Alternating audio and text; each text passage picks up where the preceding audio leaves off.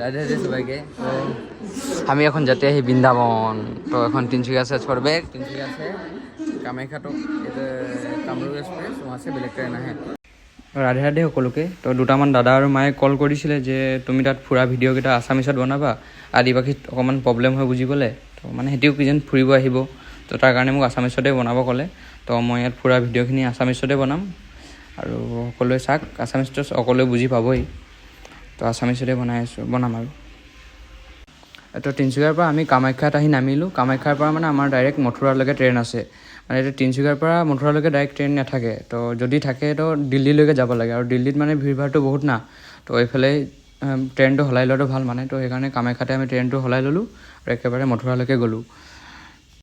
তো আমি 10টামান বজাত পাই গৈছিলোঁ কামাখ্যাত। তো আমাৰ গধূলি 6টামান বজাত ট্ৰেইনটো আছিলে।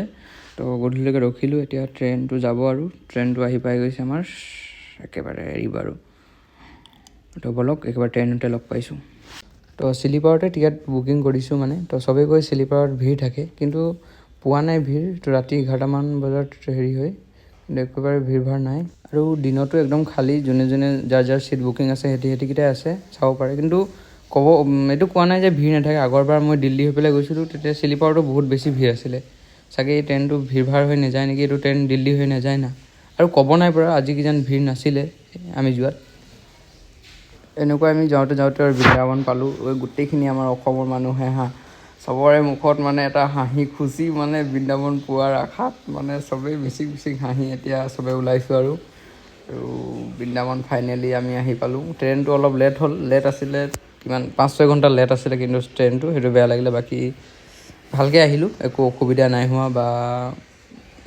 তো ফাইনেলি এতিয়া মথুৰাত ষ্টেচনত নামিলোঁ আৰু পাই গ'লোঁ। বহুত খুচি, বহুত হেপ্পী, মানে কি ক'ব আৰু, খুচিৰ হেৰি নাই।